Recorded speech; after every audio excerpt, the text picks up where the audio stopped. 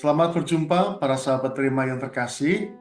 Hari ini Minggu tanggal 4 Agustus 2024. Kita berada di dalam pekan biasa yang ke-18. Renungan kita hari ini akan kita ambil dari Injil Yohanes bab 6 ayat 24 sampai dengan 35. Tema renungan kita adalah bekerja untuk makanan yang tidak dapat binasa. Sahabat terima yang terkasih, setelah mujizat penggandaan roti, orang banyak terus mencari dan mengikuti Yesus kemana Yesus pergi. Bahkan mereka mencarinya sampai ke Kafarnaum. Mereka mencari Yesus bukan karena melihat tanda, tetapi karena mereka telah makan roti dan kenyang. Nah, motivasi utama adalah makan roti dan kenyang. Nah, melihat motivasi seperti ini, Tuhan Yesus berkata kepada mereka, bekerjalah bukan untuk makanan yang dapat binasa, melainkan untuk makanan yang bertahan sampai hidup yang kekal. Sahabat terima yang terkasih, ada harapan yang terselubung ketika orang itu mau mengikuti Yesus atau orang itu mau aktif mengikuti Yesus. Beberapa harapan terselubung itu antara lain, kalau saya mengikuti Yesus, maka keluarga saya terjamin, pekerjaan saya terjamin, masa depan saya terjamin, saya tidak akan berkekurangan, saya diberi kesehatan, saya dijaga dari segala yang jahat, dan kami akan dimakmurkan. Pertanyaan kita adalah, apakah salah ketika orang mengikuti Yesus mempunyai harapan yang demikian ini? Tentu saja harapan ini tidaklah salah. Tetapi harapan dan keinginan ini harus diletakkan di bawah hal utama dalam mengikuti Yesus, yaitu apa? Hidup seperti Yesus hidup.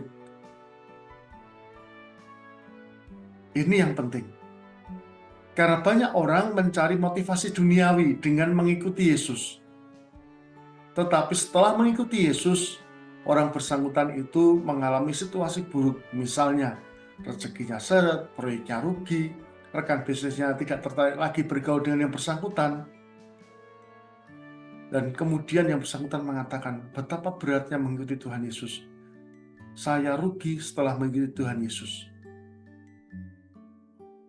Nah, cara berpikir ini dapat kena juga kepada kita ketika kita mengalami bahwa harapan-harapan terselubung itu tidak terpenuhi dengan kita mengikuti Yesus.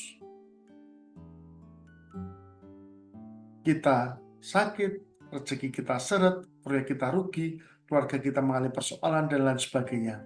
Tetapi kembali lagi, motivasi mengikuti Yesus bukanlah terletak pada hal-hal yang duniawi ini.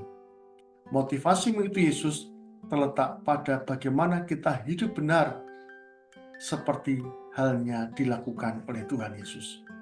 Boleh tidak kita meminta kemakmuran dalam hidup kita? Tentu saja boleh. Karena dengan kemakmuran kita itu dicukupi supaya dapat membantu orang-orang lain yang membutuhkan. Tetapi yang pertama adalah kita mencari Tuhan Yesus. Hari ini Tuhan Yesus mengingatkan pada kita untuk mencari makanan yang tidak dapat binasa. Pertanyaannya adalah, apa makanan itu? Setidak-tidaknya ada dua hal. Yang pertama adalah Ekaristi. Ekaristi adalah roti hidup yang turun dari surga, yaitu hidup Yesus sendiri. Tuhan Yesus bersabda demikian, akulah roti hidup yang telah turun dari surga. Jikalau seorang makan dari roti ini, ia akan hidup selama-lamanya. Dan roti yang kuberikan ialah dagingku yang akan kuberikan kepada hidup dunia. Hadir, mengikuti, merayakan Ekaristi dengan hati, baik itu Ekaristi hari Minggu, hari Raya, atau hari yang diwajibkan, menjadi kesempatan bagi kita untuk boleh menerima tubuh dan darah Kristus di dalam hati kita, di dalam hidup kita yang duniawi ini, supaya kita diubah selaras dengan hati hidup Yesus sendiri. Yang kedua adalah firman Tuhan. Kita ingat cobaan Tuhan Yesus di padang gurun, di mana iblis meminta Tuhan Yesus mengubah batu menjadi roti.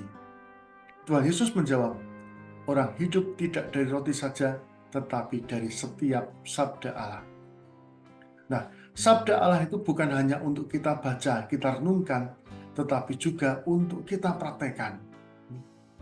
Kita melakukan pekerjaan hidup kita dengan motivasi dari setiap sabda yang Tuhan berikan. Sabda Allah menutrisi pikiran, hati, dan nilai-nilai kita. Sahabat terima yang terkasih, semoga hati kita, waktu kita yang pendek ini tidak habis untuk mencari makanan duniawi yang dapat binasa.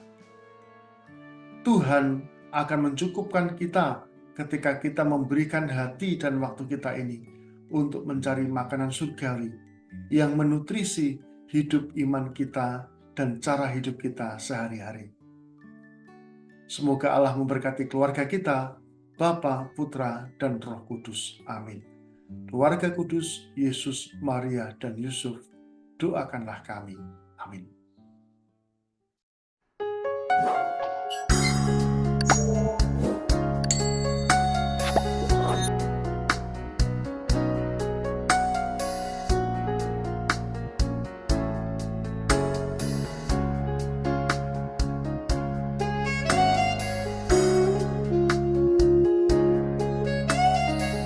Sahabat Rema, sampai jumpa dalam program berikutnya.